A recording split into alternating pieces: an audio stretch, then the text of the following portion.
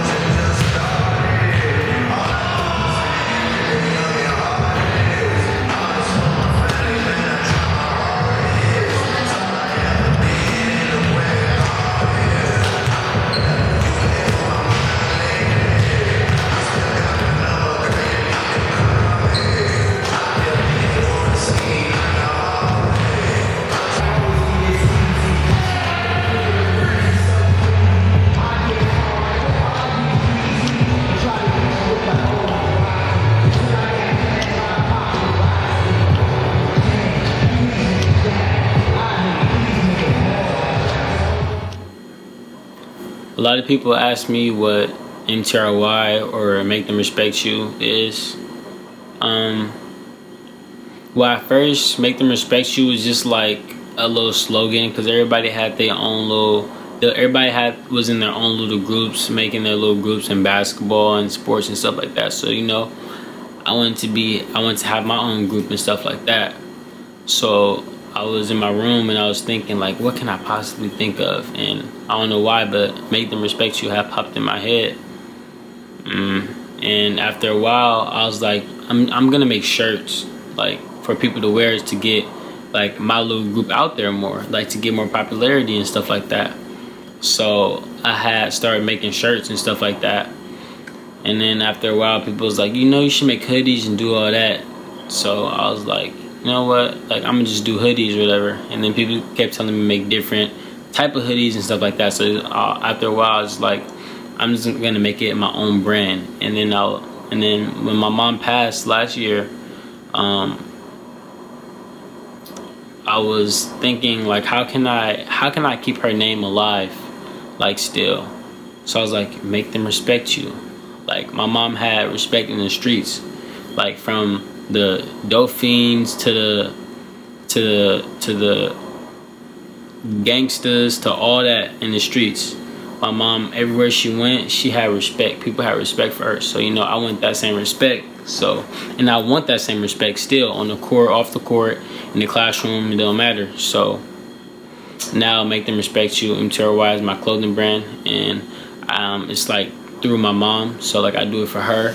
My jacket, you can see, it says 1972 over hashtag MTRY. So 1972 is the year my mom was born. And the hashtag MTRY is Make Them Respect You. So now Make Them Respect You, or in other words, MTRY, is now my clothing brand. When people first see me, like, from a distance, or just look at me, like, by my appearance, people be like, dang, like, he look mean, or he looks like a thug or whatever. Like, I get all these type of different things that I get, like, that people portray me as. But it's like, when people meet me, like, actually meet me, it's like they have that, like, respect for me, because, like, I got a story. So, and, like, another reason is they respect my grind. So, like, if somebody doesn't know me, they'll, like, probably say some bad things, or say something that they're not really sure about. But it's like, when somebody actually meets me and stuff like that, they actually see, like, the future or potential, like, in me. Like, not just as a basketball player, but, like, just as a person in general. Like, it's a lot of people that, when they got problems, they go to me. Like, on the court, they got problems, like, in basketball or anything like that, they come to me. If they got, like, life problems, I got people that be coming to me because they see that, like, I had lost my mom, and, like, I'm a foster kid and all that. So, like, they see that, like, I have it hard. So they feel like people automatically, like, broken people. You can say, like, broken people, like, people that's not all the way there, and not as in crazy, but, like, broken people that, like, lost a loved one or is homeless or whatever the case may be. Like, I vibe with those people, because, like I just, like, I was there. I was homeless. I was all that. So it's like, people, like I said, when people meet me, it's like broken people, they automatically, like, just vibe with me, because, like, I come off for real. Like, I'm not a beat around the bush type of guy. Like, I'm gonna, like, come straight up. I'm not gonna be rude about it, but, like, I'll be straight up about the situation. So, like I've spoken to people, and, like, people say, like minds like connect. So, like, the real people that I spoke to and stuff like that, I had real conversations with, like, they see where I'm coming from, and they see the stuff that I be talking about, and I see where they coming from and their little struggle and stuff like that. So I like that about people. Like, when they got problems, they be coming to me, and then, like, that teach me stuff and show me stuff, because as much as my life is hard, I'm not the only one that got to struggle. It's like, everybody got their own struggle in their different ways. My struggle is may be different from his, but like I said, it's about appearance thing. So never judge a book by its cover. You may see somebody that lives with mom and dad and stuff like that and got money, but they went through something way worse than I did. like you never know. So it's like you can't just judge people by their cover, because like I said, I'm judged all the time by my cover, by my appearance. I got tattoos and stuff like that. People don't like just automatically think that like I'm educated or I know how to speak proper or whatever the case may be. But like I said, when people actually meet me, they have a certain amount of respect for me because they see what type of person I am. When I'm at school and stuff like that, like I see a lot of people, like they got their groups. You know, you got the nerds, you got the cool kids, you got people in their own groups. Like if you see me, I'm like usually by myself. I'm not gonna say that I'm just weird and I'm always just by myself. Like for me, you'll catch me in different type of groups, like saying what's up like that. But like I'm not really like the type of person to be with people. Like, all right, let me see. I don't know about y'all cities or y'all countries, whatever, but in Oakland, California, you got everybody saying, "Oh, brother," calling everybody brother, calling everybody sister, calling like doing that. I don't do none of that. Nobody would catch me saying, "Oh, what's up, brother," or "Oh, what's up," like none of that, because like that word holds a lot to me. Like if you call somebody brother, it's different between saying like bro, like that's bro, like that's what's up for me. But if you like brother, that's way different, because like your brother is your brother. Like your brother like will help you. Your brother want to see you make it. Your brother not finna be like, "Hey brother, skip this class to smoke." Your brother not finna be like, "Hey, let's go shoot dice." Your brother ain't gonna be like, "Hey bro, skip practice, bro, let's go hop on these females." Like your brother not gonna be like that. So I like when I go to the gym or I'm on Instagram or something, I be seeing that like they like everybody got a brother and everybody got something like that. I don't, and I'm fine with that, because less people, less problems. So, for example, when I go to the gym or something like that, I mostly when people see me when I'm at the gym or when I'm out, I'm by myself. I don't rock with too many people like that, because it's like with this generation, it's like people think that they gotta act a certain way. They feel like they gotta wear a certain pair of shoes. They gotta rock a certain brand. They gotta talk a certain way to fit in. I'm not like that. If I talk like this, I'm gonna talk like this when you see me. If I dress like this, I'm just like regardless. I don't care if the most popular person wear this or talk like this. I'm gonna be like myself. That's why I don't hang out with people like that, because it's a quote that's like the 5 people you hang around the most is how you gonna start acting. I don't want to be acting like no one else, because like I said, I want to start my own thing. I don't want to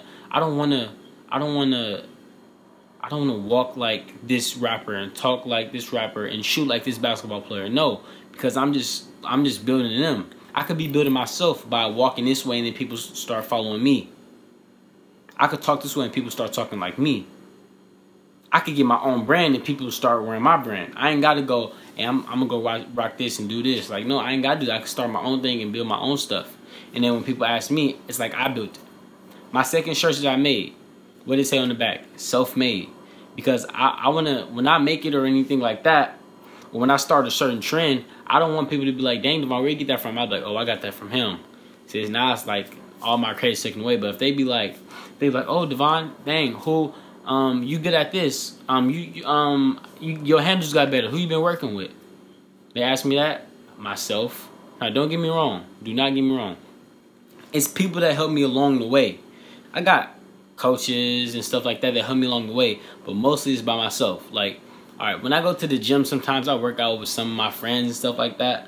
Like sometimes, but it's like for the most part, I'm just like to myself, because like I said, if I make it or something, I want to be self-made. My shirt says self-made on the back, so I want to be self-made. When somebody asks me, somebody interview me, "Dang, Devon, where'd you get this work ethic from? How are you motivated?" Self-motivated. I do my own thing.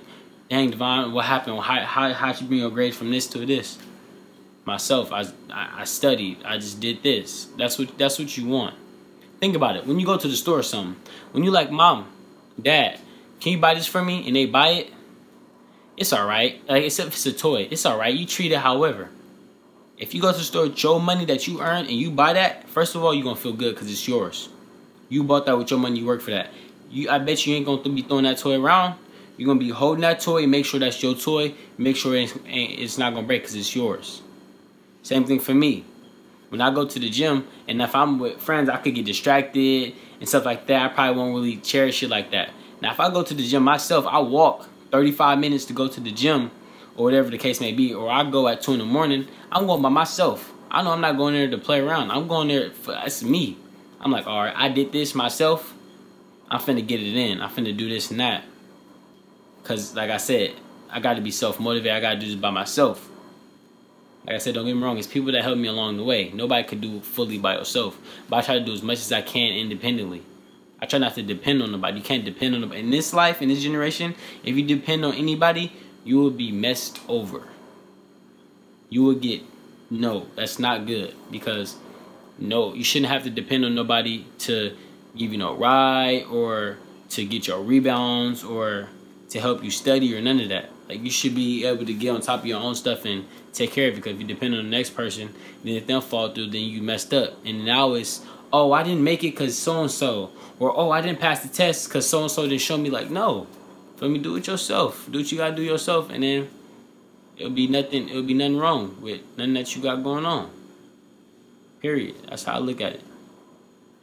If I actually made it out, like, made it out of Oakland and made it out, like, to play basketball for some money, like, it'll be amazing. Like, it'll be, like, a real dream come true. Because, like, who would ever thought that the little scrawny kid from the hood that haven't been playing basketball for that long, like, will make it out and, like, change people's lives and stuff like that. Like I said, I used to be homeless and, like, be around drugs because, like, my mom and stuff like that, bouncing home to home in foster care, you know, losing my mom last year. Dad was never there. I mean, I could go on and on, but it's not a sob story. It's about, like, me, these is my game. So every time I knock off, something gets knocked off, something bad happened, I bounce back from it. Like, so, like I said, if I made it, it would be like a dream come true. Because, like I said, as much stuff as I've been through, who knows if I'm even supposed to be here right now. Like I've encountered some crazy things, and it's like sometimes I just look like bigger picture than basketball. I just look like, man, I'm really blessed to be here. Not lucky, because everything happened for a reason. Everything happened in this way for a reason. But it's like I'm actually still here, just living, like, breathing on this earth, like where I'm from, the city of Oakland. Don't get me wrong, it happens everywhere, but I'm talking about where I'm from. In Oakland, you got kids 13 years old, 12 years old, selling weed and stuff like that. You know, selling weed, stuff like that, stuff comes with that. So you're not just selling weed, you gotta, like, watch out for people and stuff like that. You got 15-year-olds in gangs getting killed over a gang. 15, bruh. Go color a book or something. Like, come on, what are you doing? So it's like I'm going to college next year.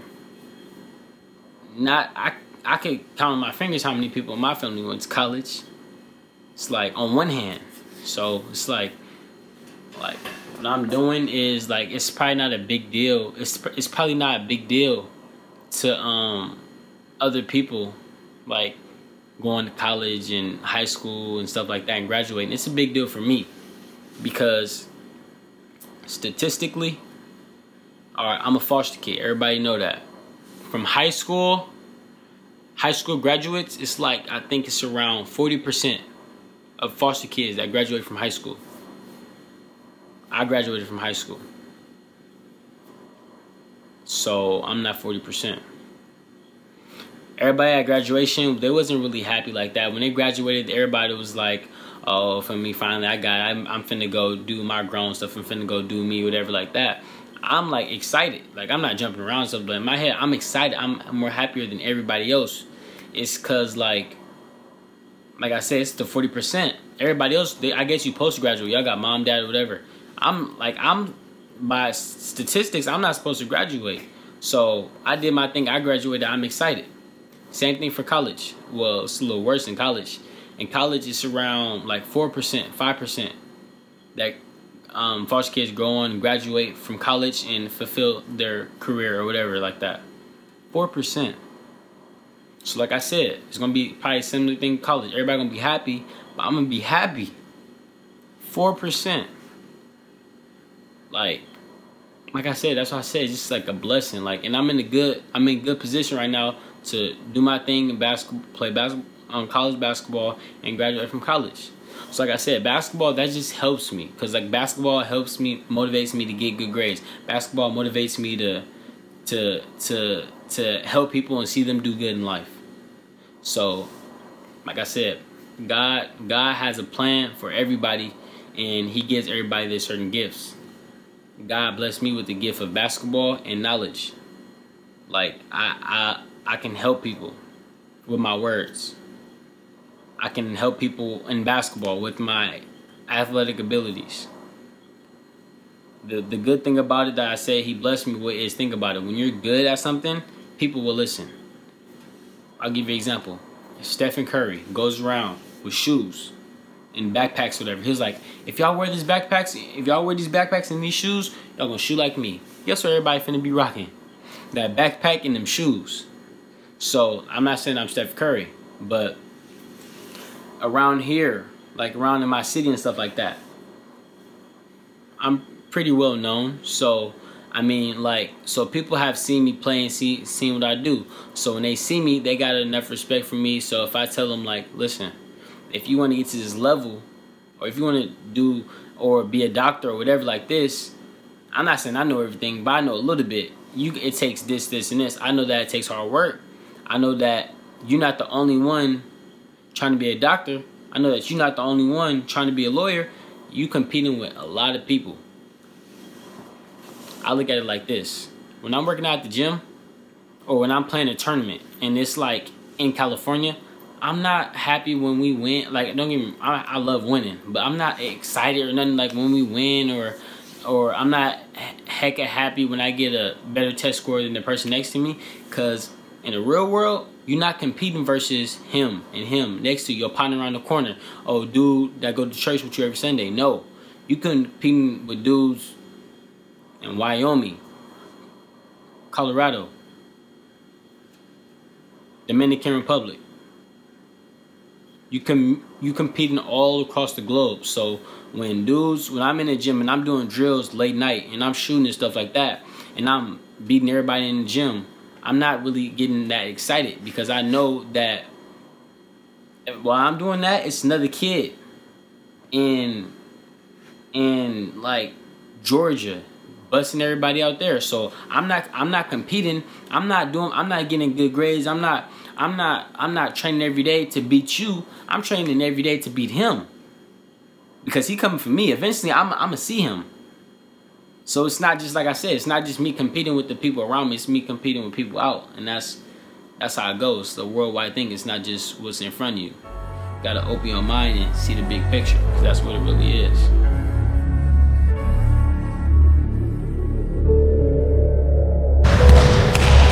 Started off poor with plans to own more. Now we own stores and off the baddest. So I was on tour with niggas that's so raw. Started selling white, we won't sell it no more. Like Trump ain't feeling us, cops still killing us. Taking shots, can't stop me, they ain't real enough. Cut her off, act like she dead, and it's killing her. New dawn, Hermes seats, I left the ceiling up just to kill him softly. Ooh, get him on me, try to crucify me like I'm Jesus. The way she crossed me, too bossy and too thorough to move like a weirdo, on point like an arrow. We started off with zero, now I'm seeing M's.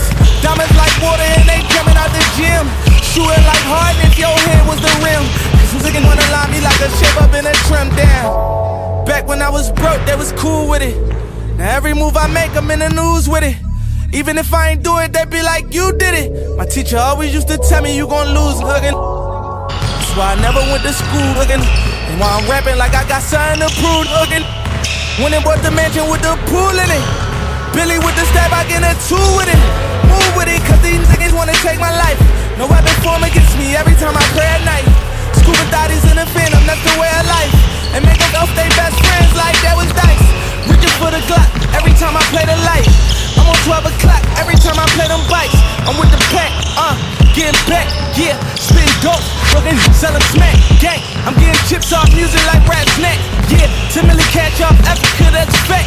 Money, power, respect, eating brothers. was on a jet. I know these niggas upset, they ain't see me fall yet. When's the love? They wanna see me fall, and I will never sell my soul. I'm on snitch that they ain't seen before. Dream chasing, catching all my goals.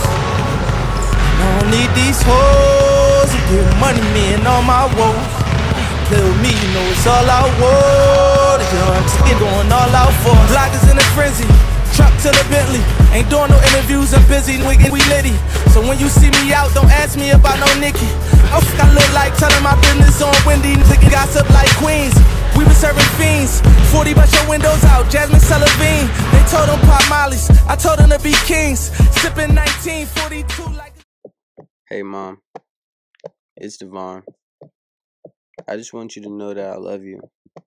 All of your kids do. Me, Dominique, Damon, Jabari, and Jakari. I'm glad you're in a better place now.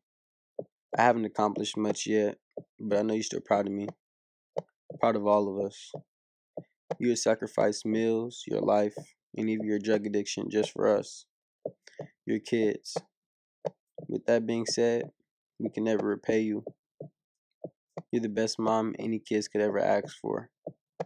Oh yeah, by the way, I've decided to make MTRY, or in other words, Make Them Respect You, an actual clothing brand. And people are actually supporting it, buying it, and wearing it. Not everybody's supporting it, but you know, real recognize real. I got big plans for the future. Just watch. We love you, Mom. Sincerely, your kids.